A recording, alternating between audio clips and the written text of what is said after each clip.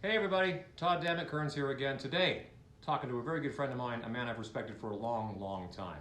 He's an amazing singer, an amazing songwriter, an amazing talent, and a very good friend. Ladies and gentlemen, from the legendary Stryper, Michael Sweet.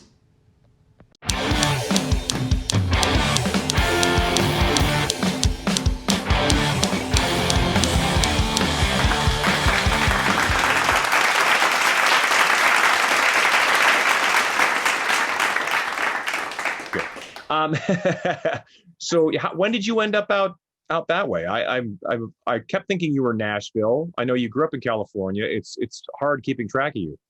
I know, dude. It's crazy. And here's what happened. Well, first of all, it's great to see you, dude. You too. You never age ever. Well, that's it's there's a lot going. This is all CGI. Actually, I'm not really here. You always look the same, and I say that in a great way. Yeah, but so do you. Other than just having a beard. Yeah, we were talking a little bit about beards before. I think it's such a commitment. Like, remember when, like, say, Barry Gibb grew a beard and then he just had a beard the rest of his life? Like, the idea of just never, or Rob Zombie or something like that, just having a beard and never shaving it. I imagine it saves you a lot of money on shaving cream. Oh, dude, it saves a lot of money on shavers and replacement blades and all that stuff. But I mean, as we were also talking about before that I mentioned, if I did that, if I kept the beard literally, and it's just funny, but yet it's not, I would not get any kisses from my wife ever again for the rest of my life, because she does not like the beard. I mean, she likes the beard, but she doesn't like to kiss the beard. You know what I mean? Yeah. Well, there's the itchy kind of other factor to it. Some girls love it. I don't know.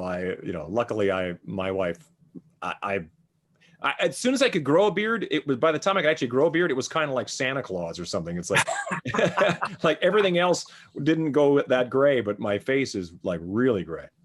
I don't know why. My wife, well, I got a little gray, but looks good though. Yeah. My wife says every time she kisses me with the beard, she says, "Ooh, it's prickly," so it's, yeah. There you go. It doesn't work out in that department, but I will probably shave it. And it's just funny seeing the fans' reactions. At one point I said, "Should I grow a beard?" And it's like, no, everyone freaked out. It's pretty funny, actually. Yeah, but some people can wear it and some people can't. I think you wear it really well. It's sort of, like I said, it adds to your rugged handsomeness now. See? Oh yeah, right. my rugged old age is what it should be and how it should be said. Well, that's what's fascinating to me, because I was just thinking about this. We're going to get back to your location, but not your address. We don't need that. Oh, but yes. No, but I was just thinking about it as we were getting ready to talk, and I was like, man, it's got to be almost 40 years since Stryper did its first thing, or might even be like since you guys sort of started forming. But that really puts it in perspective how quickly time is going. Crazy. It's really crazy. Yeah, we basically formed officially in '83. Yeah. Changed the name of the band from Rocks Machine to Stryper in '84, and we released our first EP album in '84, July of '84. We're creeping up on it. I literally, just a few days prior to the release, I turned 21 years old. So it's pretty insane. And if you do the math on that, you can figure out how old I am very quickly. But man, I'm an 18-year-old at heart. I always will be. I think that's the music thing, isn't it? It really is. And I wonder this for guys like yourself and guys like me. That there is a certain amount of, like, you just kind of put your head down, you do your thing, and one day you look up and you realize, hey, I'm still doing this. I have conversations with friends all the time who've sort of, they've had moments in their life where I guess that's it. I guess I go back and go to school or get a job, and then something else will pop up and they find themselves another 5 years, 10 years, and it just kind of keeps rolling on. And I would imagine, as successful as you guys have been, there have to have been moments where you're like, okay, I know the 90s were crazy for everybody around that time.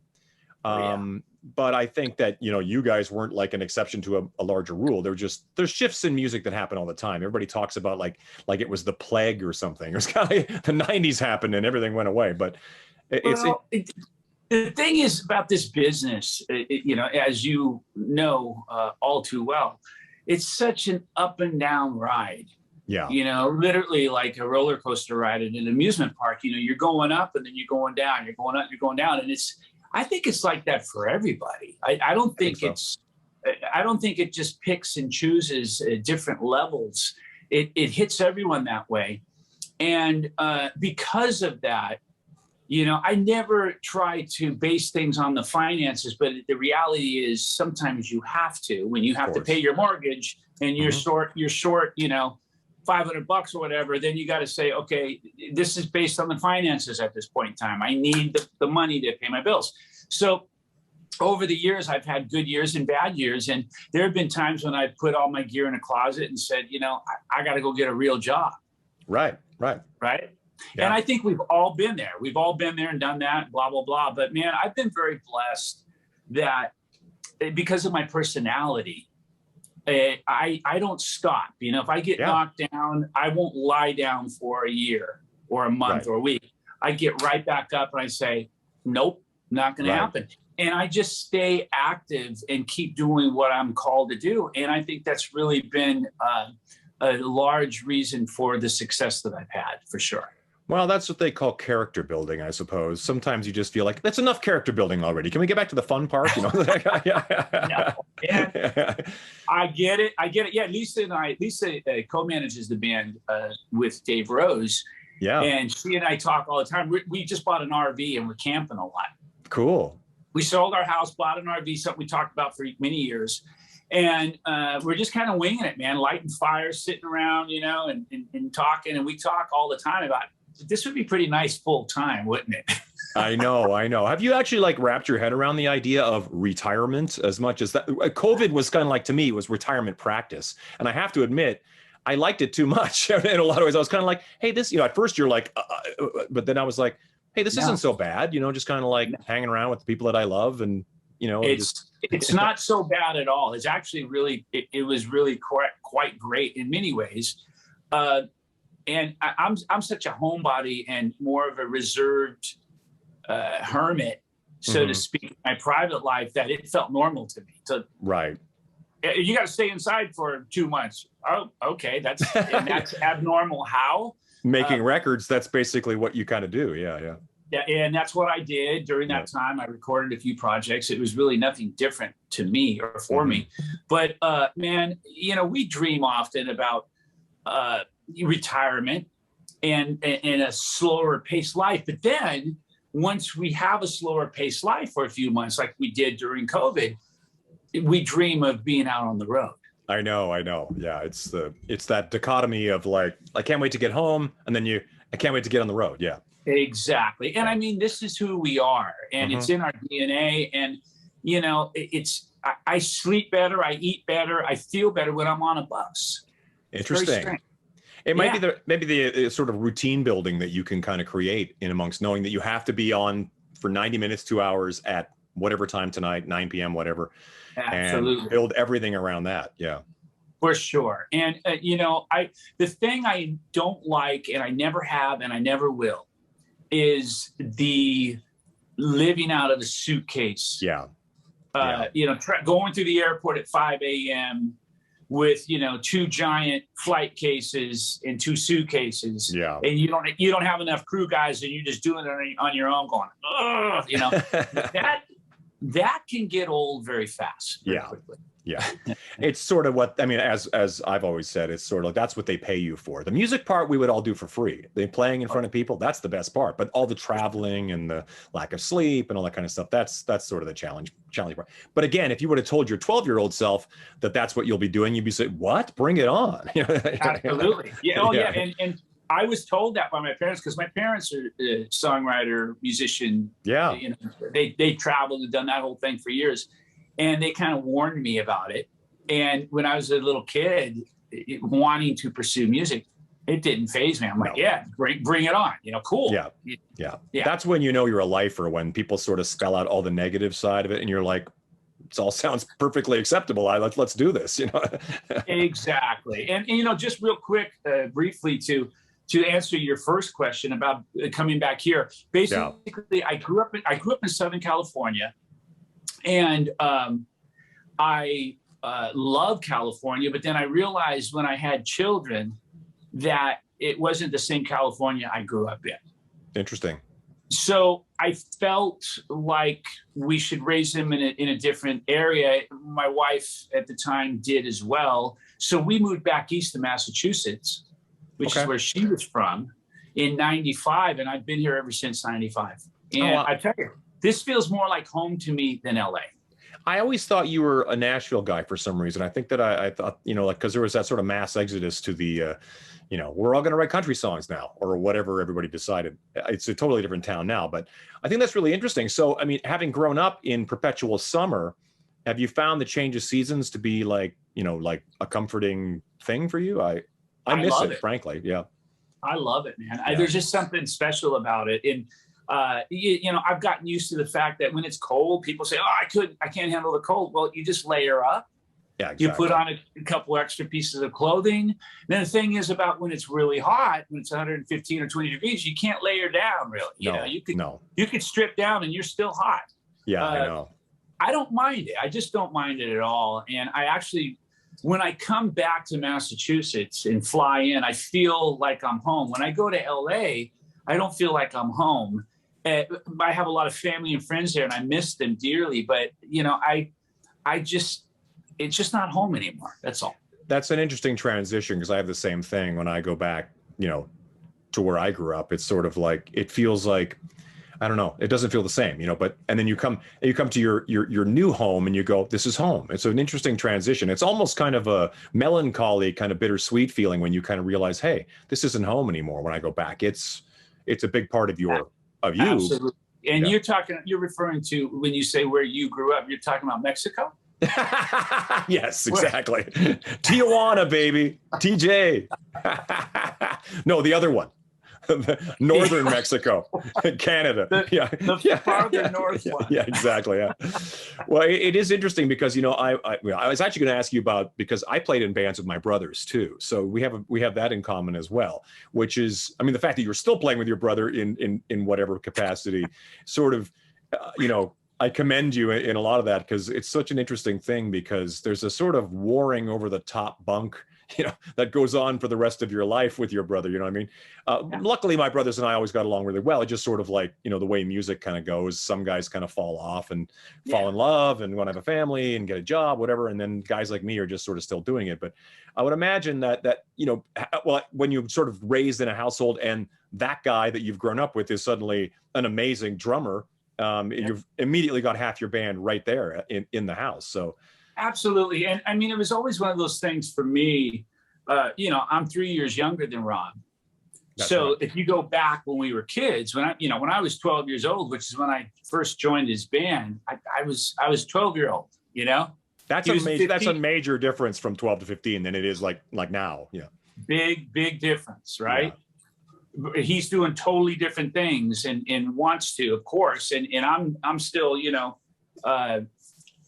whatever, doing kid things, riding your bike or something. Yeah. And my dad was always so supportive of not only Robert but myself too as musicians, and he always gently persuaded and coerced Rob to audition me.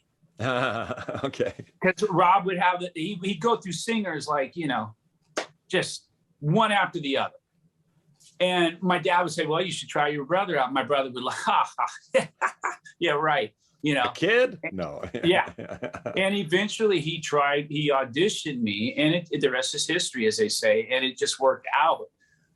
And that really helped when I joined the band and became an official band member. That helped me, obviously, to, you know, become a responsible adult. Or right. It ages you quickly, or that might be the wrong word, but you would mature a lot quickly or more quickly. It does. And eventually I went from just the singer to the singer guitar player. We were a trio for a while. Right. Not a lot of people know that. And that really changed me in many ways. And I took it really serious. I started writing songs and blossomed as a musician from the age of 13 to the age of 20 dramatically, like a lot. Oh, I bet. But your major focus initially was guitar, right? Like you were kind of more like obsessed with the guitar than the actual. Is the lead singing thing just something that was put upon you in a way, or like for most of us? Yeah, I mean, I sang. You know, I used to sing. My grandmother would pay me $1 to sing for the family at reunions. You know, I was always shy. I didn't want to do it, but they'd get a little pot of 75 cents in there, and I'd do it. You know. Hey, it's good money. Back then, are you kidding me? Yeah. And I would sing, so I could sing, but I started playing guitar when I was 5 and started taking that more serious than I did singing. And I always consider myself a guitar player first, but it's just funny because in this world of Stryper, I can't tell you, and I've said this in so many interviews, it's probably old news, but I can't tell you how many times people to this day come up to me and say, we didn't know you played guitar. And I just think, wow, how is that even possible? It's crazy. Well, it's not even so much a case of, because when I see you guys, it's like, I'm more taken aback by how prominent your parts are. You know what I mean? Like, you're not just like the guy strumming the 3 chords. You're throwing down like along with Oz the whole time. Oh yeah. We've always been a dual guitar band, and like every song, almost like 9 out of 10 songs are dual guitar, totally dual lead, harmonies, and if not the solo, the rhythm, harmony parts within the verses, and there's a lot of dual guitar parts in our music, and you don't realize that till you start learning a Stryper song. It's like, oh yeah, okay. A lot of guitar stuff here. Those songs are no joke, because I've jammed them with Oz, oddly enough, a few times. And, we always said it was like, the guitar playing alone and then the vocals, your voice just at that range, and then the harmonies on top of it, just, and it was always staggering to me to watch you guys do it. Cause it's not, we're talking long before people were putting stuff on tape as they would today. It wouldn't be a problem today. It would immediately just be like, well, it's on track or whatever. But the fact that you guys could always sing that stuff live was mind blowing. It's very interesting. If you go back and look at the history of the band, we were not a band that grew up on Judas Priest and or Van Halen, and just one band in particular, or 2 bands that were a particular style. We were a band that grew up, literally all of our musical styles and what we grew up on as kids ranged from the Beach Boys and the Beatles to Black Sabbath. Yeah. And everything in between. And we just grew up that way. My dad would come home from working the shift at the railroad, and he'd put on Elvis. He'd start with Elvis Presley, always work his way from the 50s up. And then he'd end with Sabbath and Cheap Trick. And, he loved all styles of music, and that rubbed off on me. Wow, and Robert. That's really cool. Yeah. Yeah, and Oz too. Oz grew up on Buck Owens and Sabbath, and that's brought a lot to our writing and our style, and that's why we were so big on vocal harmonies. We wanted to be a metal band, but yet incorporate 3-part harmony vocals, which really at the time no metal bands really did. Not at all. It's so almost like there must have been a certain amount of Queen in there as well, I assume. Absolutely. Yeah. Love Queen. And I left off Queen, but huge influence. And just any vocals that were layered and that had those nice harmonies going on, we were instantly drawn to. We loved Earth, Wind, and Fire, Yeah. Anything that had that, it's like, oh, what's that? Wow. Turn that up, we loved it. That's so cool. So when you looking back now, for me, it's like growing up in a household where there is that kind of diversity musically, that's really interesting. So talk about your parents a little bit, because I'm very curious as to the fact that they were involved in music. I actually appreciate the fact that they didn't have that kind of complete deterrent sort of idea, like keeping you guys away from that wacky lifestyle. No, it was the opposite. And there were moments. Sure. And what I'll explain. But, my dad was basically a singer-songwriter performer back in the 50s, and he looked just like Elvis. Like Elvis's twin brother, pretty much. And my mom was a singer. She was part of a trio for a Gunsmoke series. They had a live show that toured the country. And my mom, my aunt, and my grandmother were the trio, the singing trio. Cool. It's almost like a Carter family kind of thing almost. Exactly. Yeah. And my mom was only like 17 years old when she was doing that. So she met my dad, and they became a team, started writing together, performing together. And they were in a lot of those old dune buggy movies from the 60s and 70s, and they were managed by Mike Curd. Okay, yeah. Yeah, and they went by Billy and Blue, was the name of the group at the time. And then my dad met Fred Imus, worked with him on the railroad, who was Don Imus's brother, and they became a songwriting partnership, and they had a #1 country song in 78. Wow. So we grew up around that. I mean, it was not only in our DNA, but it's like we really didn't have a choice. If we could have had a choice, we really didn't have a choice, you know, because yeah, right. they were getting babysitters for us while they went out and played clubs, you know. That's so funny. I mean, imagine, you know, even like with you know, like with my kids, it's hard for me to relate to them in any other context other than music or whatever my interests are. You know, it's like I never had a son to who got into sports where I'd be like of no help at all. I'd be like, you know, like, well, maybe Uncle so-and-so can take you out. You know, it's like, but if you want to play guitar, there's a lot of these around, you know, that kind of thing. But I think that's really interesting because it does sort of either create, you know, the way sons, for whatever reason, and children maybe in general, but I always think, you know, I can only say as a son, sometimes you completely work against what your parents, you know, whatever they're into, or you work 100% into it. You know what I mean? Absolutely. And I mean, there were times when, you know, my dad would work a shift. He worked for Southern Pacific Railroad, so his shifts were really long. Wow. He'd go to work and he'd be gone for 16 hours, 18 hours. Wow. He'd come home, he would be really exhausted. Sometimes he'd come home right at rehearsal time, you know, at 8 o'clock at night, you know, 7 at night. We're out there playing, and we get a pound on the wall, you know, like, guys, you know, you got to turn down, you know. And that took a lot for my dad to say, because he was a musician himself. But he just couldn't sleep because we were shaking the walls. God bless him. I mean, I don't know. I honestly don't even know if I would want that now. Like, you know, as a rock and roll dad, I'd be like, at certain points of the day, you'd be like, okay, you know. Totally. Me too. I would have done the same thing. I'd be like, guys, turn down, you know. But they always gave up every home we lived in, and we lived in many. We moved a lot.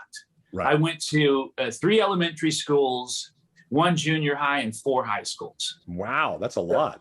So we moved all over the place. And every home that we lived in and moved to, they always gave us the garage. Okay. There was never a question about it, not once. And they parked outside, and we turned the garage into a studio. Cool. And that's where we jammed and played. That's amazing. So when Robert got into playing drums, were you already like, was that sort of ahead of you? Like he got into music 3 years ahead of you, or did you guys kind of fall into it together, like finding Van Halen records or Cheap Trick or whatever the heck you guys found? Well, we got into music together, but obviously I was into a whole different style of music when he was listening to bands like, you know, oh gosh, Deep Purple, Grand Funk Railroad, Uriah Heep.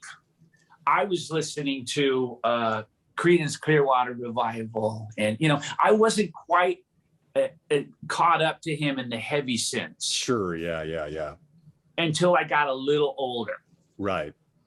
And then for me, you know, I went from Creedence to Priest. I mean, my sister was taking me to school, driving me to school in my early sophomore year. And I heard Priest on the radio, Green Manalishi, live on in the East. And I just went, what is this? I know. And that was it for me. That was it.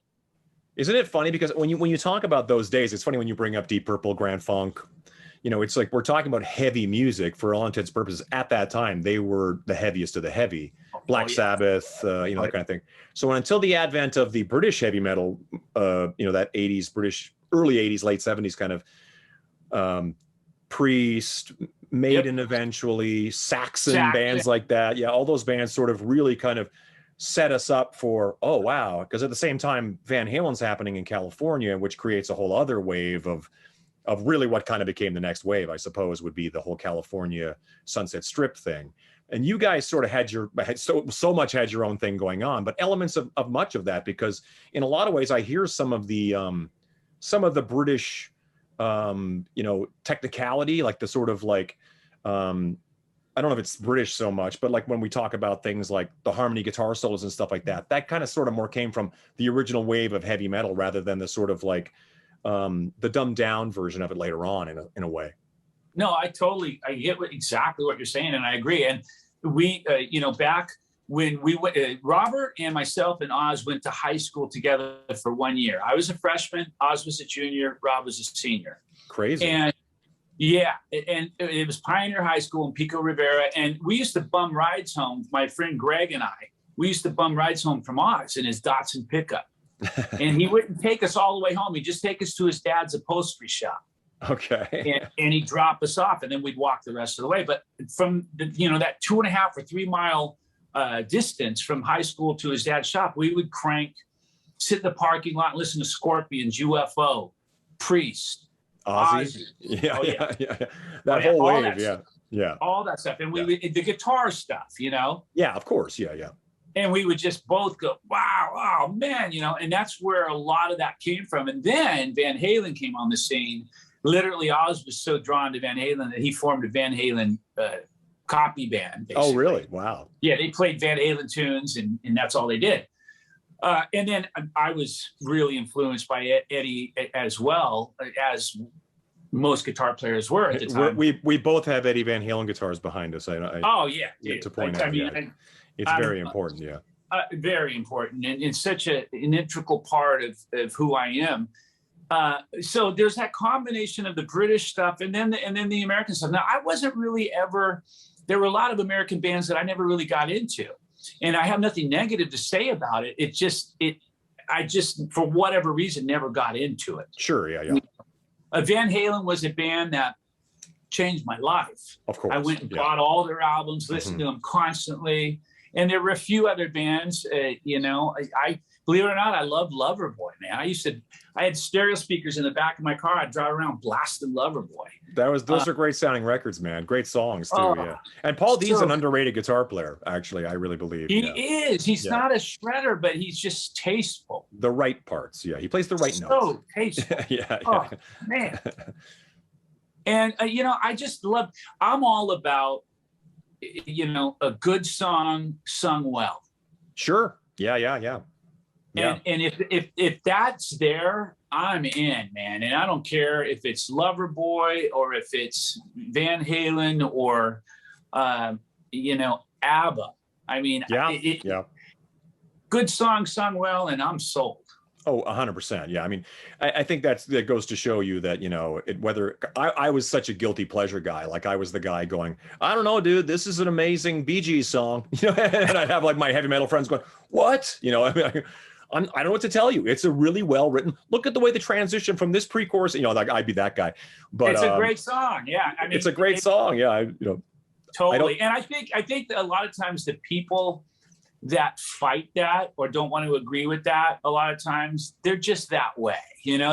Even with eating a meal, like, I only want a cheeseburger with, ketchup only on that thing, Exactly. Yeah. They're very picky and set in their ways. Well, I understand it because there are people who are like very into horror movies, you know what I mean? And I as a movie guy myself, it's like I like good movies. Like I love horror as a genre, sci-fi, whatever, drama, whatever you have. But I like good films. It's like it's not just, it's like if you go to just watch, and I have friends who literally watch every single horror movie that comes out just because they're into horror. And I go, but this is a terrible movie. It's just not a good, but they'll go like, it was all right. The gore was good. And you go, okay. That's just the same. It's the same as songwriting to me, where it's kind of like, I can be walking through the mall and go like, who is this? And somebody will say Katy Perry or whatever. And I'll go like, well, it's a really well-written song. I'm not going to necessarily run out and buy the record, but I can recognize a well-written song when I hear it. And the same happens in hard rock and in heavy metal and in every other genre. Hip hop, you hear things and you go, this is really well done.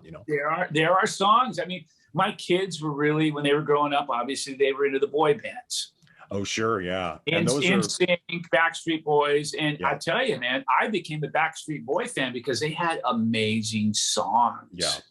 Not that NSYNC didn't. I think Backstreet Boys had more amazing songs than NSYNC, but just, gosh, the songwriting was so good, and the arrangements, and I became a huge fan. I love it. To this day, when it comes out, I turn that up, man. I love it. I'm the same way. Like I hear that kind of stuff, and although sometimes I don't even remember the artist, I'll be going, well, that's whoever wrote this song, hats off. And I think that's part of the charm of this kind of thing, because in not only just in doing Stryper, you've done solo stuff, which is always outstanding, and then the stuff with George Lynch you've done, and it's always like, I would imagine you're like most of us, where it's one thing to be in the confines of the four guys that are Stryper, or whichever kind of configuration you're in, but there's something to be said about the freedom of kind of stepping away from that, and sometimes even the freedom of being with George and going like, okay, well, this is a whole other hat to put on and make music with this guy.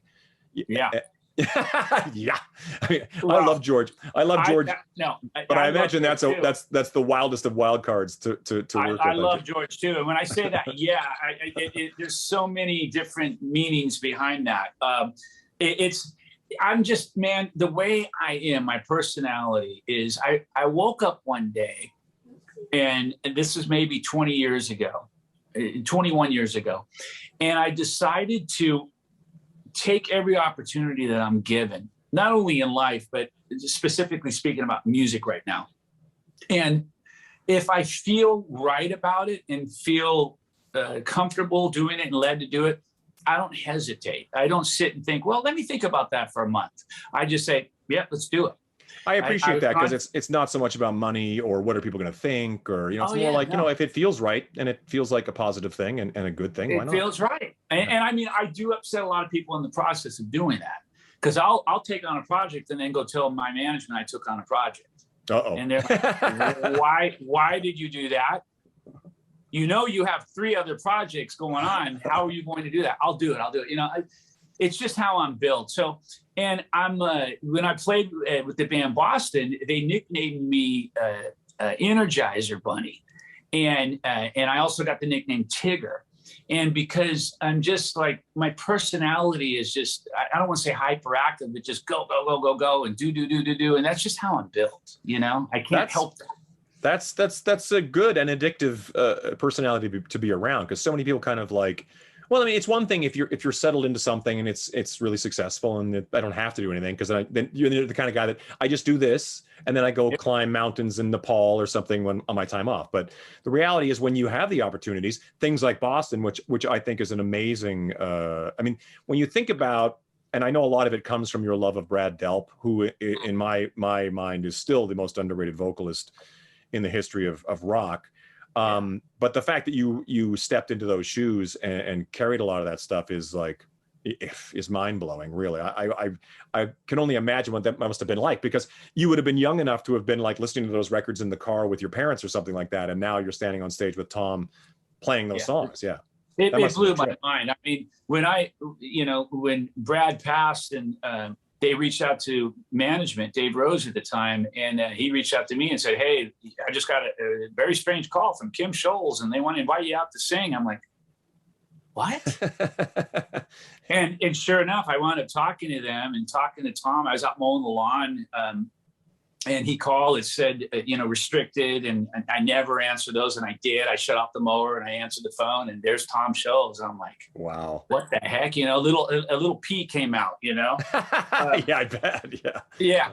And I'm just like, okay, this is Tom Scholes. Wow. And he said, yes, I went and bought some of your albums and Stryper albums, and I listened to you, and I'm just really blown away. And he goes, we had Sammy and we had Mickey Thomas come in, and they dropped out, and we want to have you come and sing whatever you want to sing. Wow. And the poo hit the fan, as they say, because then I started thinking, oh my gosh. And I got the nerve up to say, okay, more than a feeling, and, peace of mind. He goes, done. And then the poo really hit the fan, because I thought, oh my gosh, I got to sing these songs in front of 6,000 Boston fans. I know. Oh boy. Yeah. But I mean, just objectively, as your friend, I'm like, of course you could sing those songs. I mean, I know that those are like 6th degree black belt of vocals, but you've carried that black belt for a long time. You got this.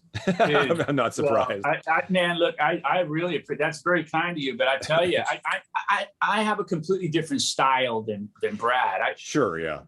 I could sing those songs, but it's going to be more of my interpretation of those songs. Right. Versus learning them note for note and every inflection and whatnot. So thank God I learned all the guitar parts too, and walked in with my guitar, and Tom goes, oh, wow. And he was surprised by that. We started playing guitar first, and he was blown away by that, because we're doing like 3-part Boston stuff. And he goes, totally. He stopped. And I quote, he stopped and he said to Gary Peel, he goes, oh my gosh, the guitars have never sounded like this, And I said, I took that as a big compliment. That meant more to me than anything. And we were jamming. And then he stopped and he goes, okay, let's hear you sing More Than a Feeling. And that's when probably the most nerve-wracking moment of all that. I mean, his reputation alone is a bit staggering because you just assume he's just going to be like this. He's got the magnifying glass out, like staring at every nuance of what you're doing. At least that's his reputation. You know, I mean, like. Well, no, he is. He's a perfectionist, and you know, obviously, and that first album is perfection. But you know, when he said sing it, and I sang it, and then they applauded afterwards and said, "Woo!" You know, and I sang it my own way.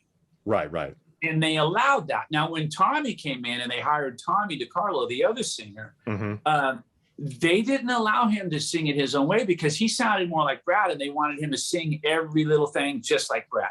Oh, okay.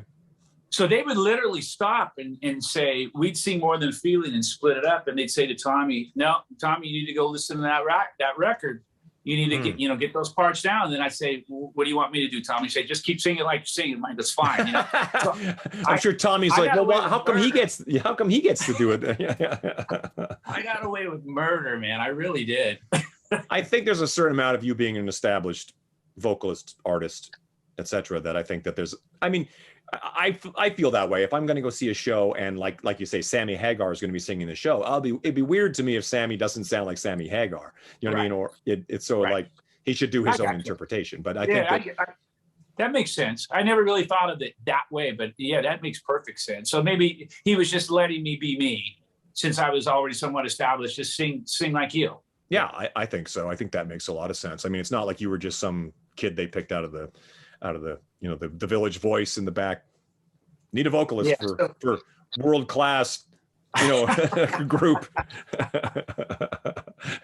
Just happens to be Boston, you know, like. Oh man, that's so insane.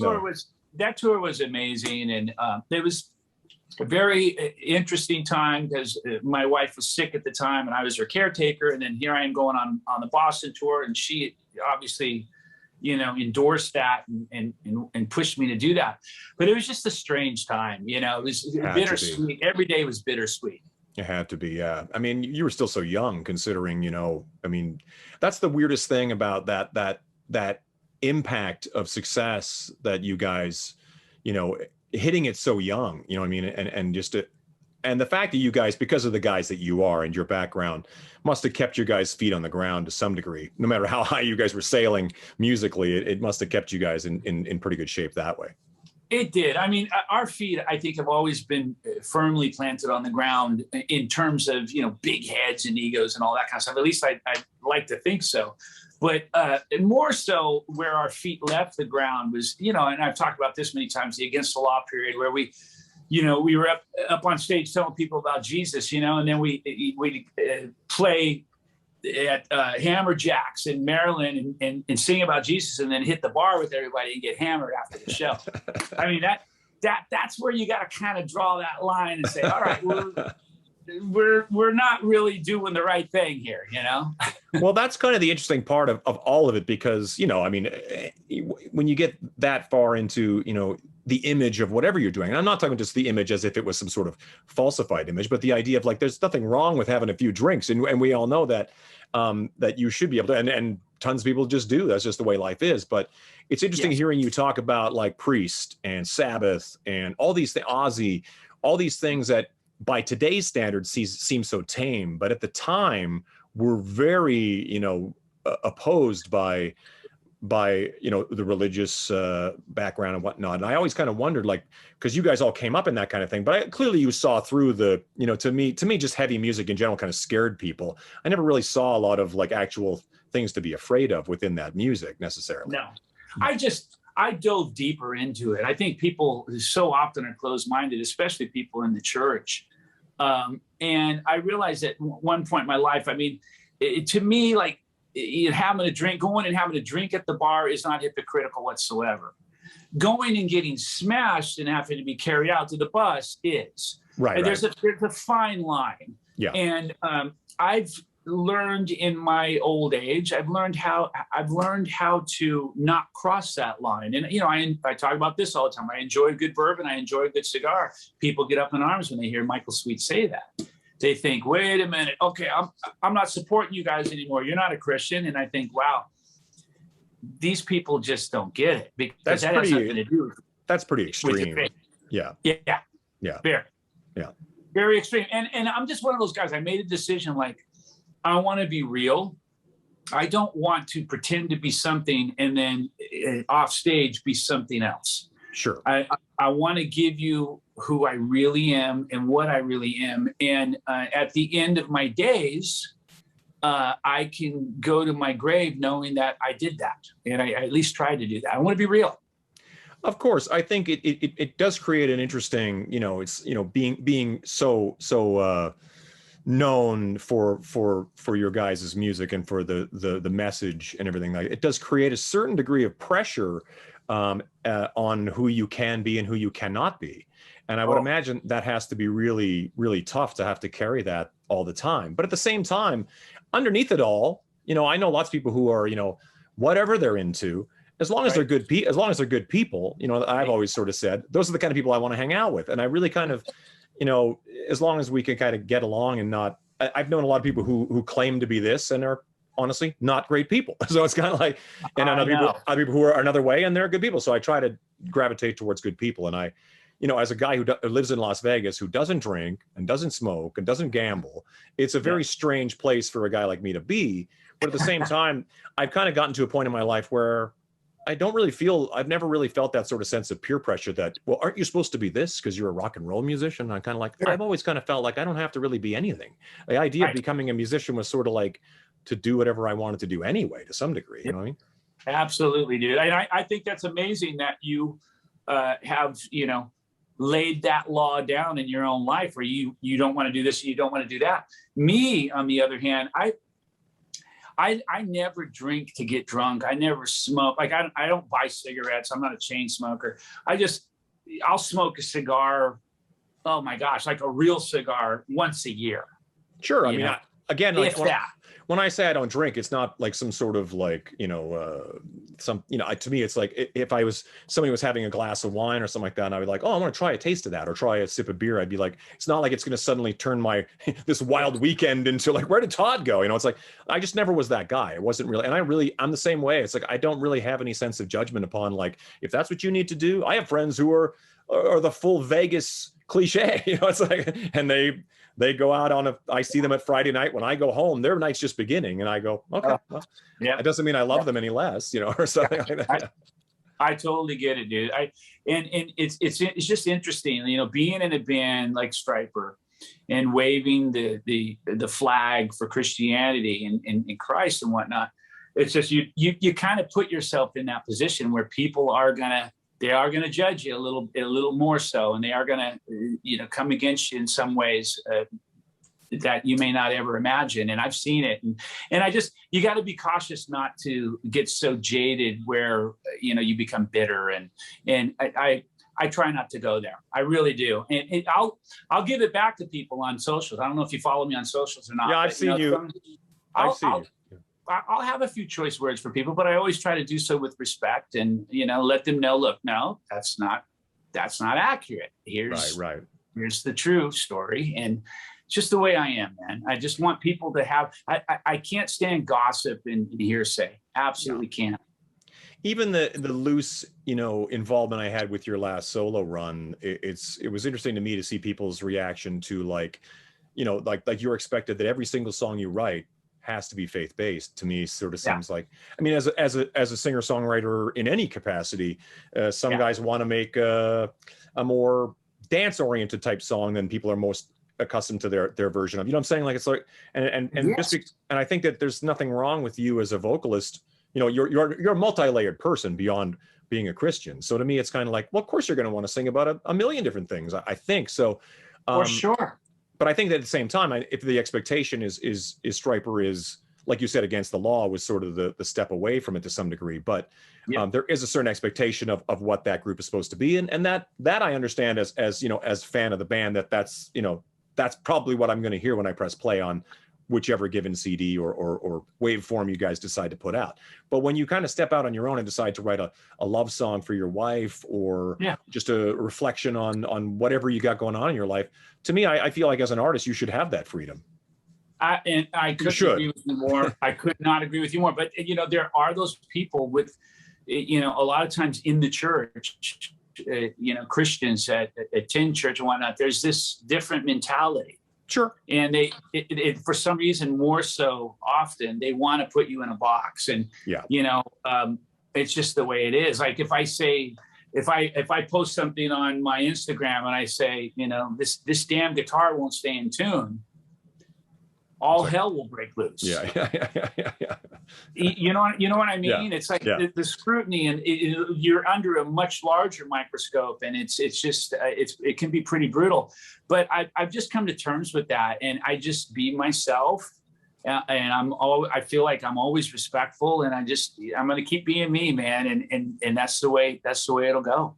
That's the thing. And like I said before, it's like you boil it all down, you're a good person. It's never really, you more than anybody has walked the walk and had to talk this whole time. So you've done more than most of us will ever do as far as towing that line. So I think no one really has a right to sort of tell you how you're supposed to do it. And I think that's true of any musician, regardless of what you're doing. I think if a musician decides they want to do something completely different, going to make a bluegrass record, right? Okay. Go make a bluegrass record. I mean, so to me, it's kind of like you should be free to make music and do whatever you want to do. But at the same time, I know you're going to always go back to, a faith-based type thing, because that's, it's who you are too, Yeah, it's who I am. And I just made a commitment to, always kind of shine that light in everything that I do. And it's not just musically speaking, but just my life, Yeah, of course, behind the scenes. And, but at the same time, I'm a regular guy, It blows people's minds when I walk in, and if we're playing a festival with Slayer, just to throw that example out there, and they're all sitting around having a beer or whatnot, and then I walk in and say, I'll have one too. He's like, what? It just seems so silly to me, though. But yeah, I get it. I know, but it's just the way it is, and has always been, and I think will always be. And it is kind of funny, but I like to break down those walls. Of course, yeah. Yeah. And I don't have the beer to break down the walls. It's just I have the beer because I want to have a beer.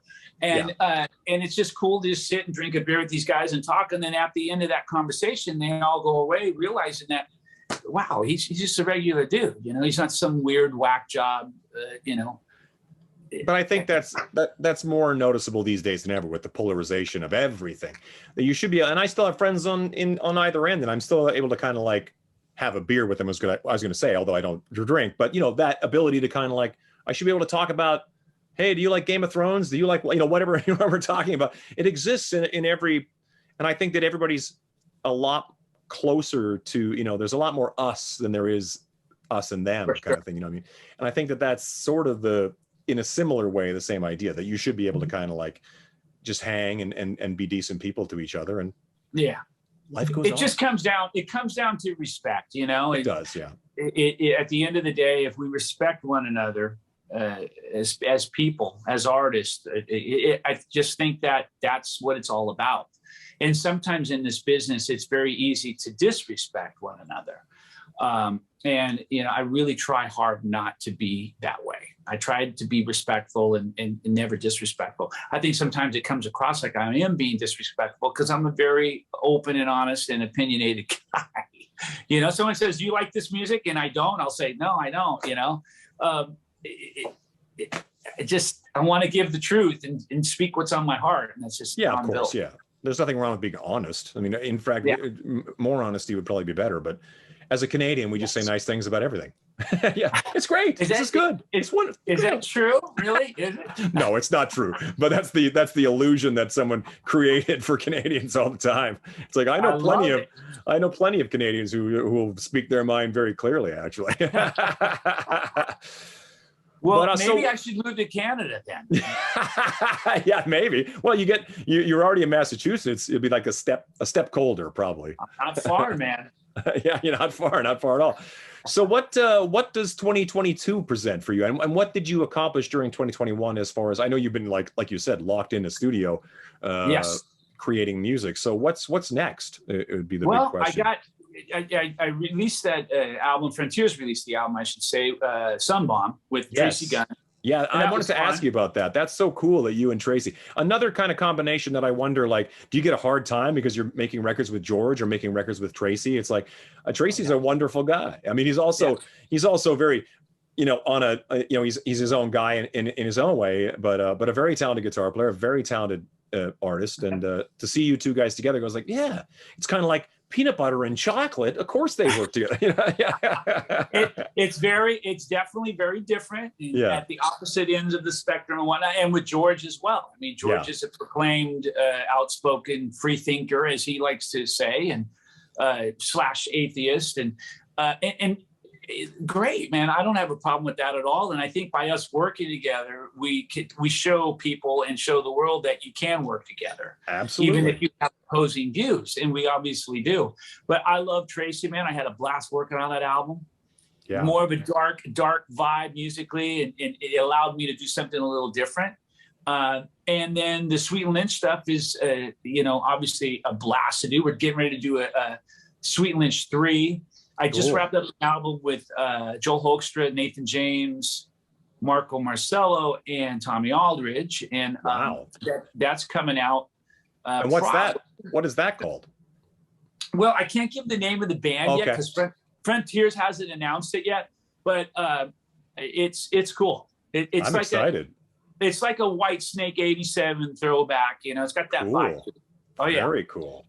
And we wrapped that up, and it turned out great. And then I started on a Sweet Lynch album in like 3 weeks. Oh, wow. Okay. And I'm going to track that in November, and then in January, a Stryper album. Okay, great. Wow. So you really do not, is there any time for hammocks, putting the feet up, petting the dog, having a cigar and a beer? Yeah, but it's literally one of these things where I put my feet up and I light the cigar, and he says, "Where to go?" You know, it's like that. Yeah, and the bat signal goes up in the sky, and you have to go fight crime. Yeah. Oh my gosh. Yeah. It really is. It feels like that. I appreciate that though, because that's very much like what I'm like. And people always say like, the way I look at it is 52 weeks in the year, and I like to try and find, like, I like looking at my calendar. Sometimes there's nothing better than looking at your calendar and realizing you have nothing to do today and go like, oh, cool, you know. But I'm actually more like, I always like looking forward at like all the things that I have coming up and all going on. And I think as a guy, like for me too, as a singer, as a guitar player, as a bass player, and different things, I find myself kind of crossing over to a lot of things. So when I see guys like yourself, you know, like doing, you know, you're not just like you just go away for 3 years and come out with a new Stryper album, then go away for 2 more years. And, you know, it's like, no, you got a lot to say and a lot to do and a lot of life to live. Well, I look at it this way, man. It's when you have life and you're living and you have opportunities and you're breathing and walking and running and singing and all that stuff, someday you're going to wake up, not to sound morbid, and you won't have that. I know. And because we just don't know what tomorrow brings. None of us do. No. And it's important for me to do what I can while I can. So that's the way I look at it. Yeah, I know. We you know, just sitting here in real time watching Charlie Watts, you know, and like, you know, different people, it's really starting to become like the next 10, 20 years are going to be rough. You know, I mean, like just watching our heroes kind of go is part of it, you know what I mean? Like, yeah. But there is also then the other side of it is I look at the footage of 78-year-old Mick Jagger getting ready to, you know, and he's running around, and I'm like, okay, well, so it is possible that we can keep doing this as long as we're taking care of ourselves. And like you say, as long as the opportunities are there, and that's how I feel too, is, you know, it's like, well, why would I say no to this? The 12-year-old in me is like, we get to do this for a living, you know? Yeah. Yeah. And you're talking about Mick Jagger. I mean, he is a true example. Mm-hmm. And what an inspiration, because he had surgery recently, and major, not minor, procedure. And here he is out there still rocking. He'll probably keep going until he's in his 90s, you know, because it's that drive and that mentality. Yeah. Nothing's going to keep him down. And I'm built the same way. You're built the same way. And I think the guys that are built that way, you know it. Yeah. You know, it shows in their lives, and it's just I can't stop doing what I'm doing. I love to sing, I love to work, I love to write, and as long as I have the opportunities, I'm taking them, man. Yeah, I kind of feel the same way. That day the phone stops ringing, and you kind of go, I guess that was it. You know, at least, you know, it's like, man, to be able to look back on what you've done. I mean, looking back on what you've done, it's like you could have retired like 5 years ago and been like, that was good, I had a good run. You know what I mean? But the fact that you have all this stuff still coming, bring it on. still doing it, man. And you know, I gotta I wrapped up around the holidays. This really drove my wife crazy. I contacted a guy named Jeff Savage, and I said, hey, let's do an album. And I started writing songs and singing them like machine gun fire, like song after song after song. And then he would basically arrange them and take them somewhere else. Cool. Wow. Really different, like more of a, you know, organ and keyboard and programmed. And, you know, we got like a little R&B on there. We got really cool stuff, Depeche Mode kind of thing. Interesting. And we did that album, and that's finished, but I'm sitting on it till the right time. But I'm excited about that because that's not like anything I've ever done before, ever. That's interesting. That's really interesting. I think that's good that you're pushing yourself as an artist too, and as a writer and all that kind of stuff to do something different. I love to do that, man. It's never too late to try something new, is it? Nope. Never too late. And the only time that it's too late is once the hair's gone. When the hair's gone, then well, it's too late. Yeah. You just get into fancy hats. That's all. The first thing I would do is get into a wide array of hats. That's what I would do. Well, okay. So wait a minute here. I got to think about this because I've already got a wide array of hats. So you're preparing. Maybe you're preparing for the. You're fine. Trust me, you're fine. Oh man. So no shows though. No tours necessarily on the calendar. No, we had 3 shows on the calendar that we just fulfilled. We just performed with Howie Simon sitting in for Oz. And I heard we're going and doing a Jericho cruise coming up in October. Oh, that's right. That's right. Yeah. Yeah. And Howie's sitting in for that as well. We got 2 sets on the cruise.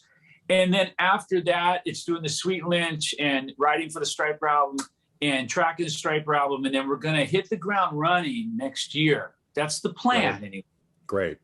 2 ground runs with Stryper, a Mexico run, a European run, an Australian run, a lot of stuff. Wow. Touring all year. Now that's granted if COVID doesn't, stop us in our tracks. I know. Yeah, that's sort of the wild card of all this, isn't it? Man. How's Oz doing? Is he doing better? I worry about him. I love that He's guy. doing great, man. I tell you, he bounced back very quickly from the first surgery and bounced back even more quickly, I think. I could be wrong, from the second surgery. He's doing great, man. He's not outperforming with us. He's not at that stage yet. He's not comfortable doing that. But he's out and about, and living life and walking around, going out to dinner. And you know what I mean? He's doing great. To hear that. I'm so happy to hear that. Yeah. I mean, he's such a monster talent. I mean, like I had no idea he could sing the way he sang until I played with him. I was like, oh my gosh. Yeah. He's next level. Well, I won't keep any longer. This is enough. I'm really abusing our friendship, but I really look forward. Buddy. I'm humbled that you wanted to talk to me, man, because you've been killing it and had some amazing guests on. And here comes old Michael Sweet to bore. Oh, come on. People are always like, you'd be surprised how excited people get whenever I talk about Stryper and Michael Sweet. I mean, people love you and people love you guys. So I think that there's I think it's one of those things that if you hang around long enough, you become a legend. And I'm gonna keep hanging around till that happens. Yeah. In the meantime, I hang out with legends like you. See? Oh man, dude, you're too kind, brother. But I love what I do. I still love my job, man. I have fun doing it, and hopefully that shows. And hopefully I have a few more years to do it. Oh yeah, you do. Yeah, I think you'll bury us all, my friend. I look forward to crossing paths in person one of these days, hopefully soon enough, once this virus is sort of letting us kind of hang out a little bit more. You know what I would love? It'd be a dream, and obviously life hasn't permitted, but to go out and actually do a short run with you playing, you singing, me, of course, a couple of really killer guitar players, a killer drummer, and going out and actually playing some of those solo songs live. That would be awesome. It would be amazing. Yeah. Even if it's just a week or 2, or even a few Weekend Warrior dates, but man, that'd be awesome. Well, we talked about it briefly with Joel Hoekstra, who is a monster, by the way. It would be like, the hairiest, tallest band in the land. It would be definitely, I tell you, it'd be one for the books. And, I'm all about vocals too. I'd love to get a drummer, someone else that could sing like a bird and just go out there and just kill it and have live vocals. We don't want to upset Eddie Trunk, with any track. Yeah, no. Yeah. Eddie will lose sleep if we don't do it live. Honestly, I think that would be a dream come true. So if we can make it happen once we get past this darn thing. I said darn. I said darn thing, so I don't get a bad rap from your. Gosh darn it. Gosh darn it. So you got to change your name to Todd Darn It. Todd Kerns, Darn It man. Kerns, exactly. Yeah. That's what I do in the G-rated shows for sure. Yeah. All right, brother. Well, have an amazing, I don't know, the rest of the year, I guess, basically. I always hate when we get to this time of the year, it's just sort of like, it's basically, where's 22? I'm like, I'm already mentally in the next chapter. And then we get to December and everything shuts down. So we're into 2022 pretty much already. We're there. Up here, I'm already there, yeah. Oh, man. Gosh. Okay, Daddy-O, say hi to the wife and everybody for me, and take care. Likewise, and all the best to you, dude. Stay out of trouble, and you look amazing, man. You too, Daddy-O. Big love. Take care. See you, bro. Bye-bye.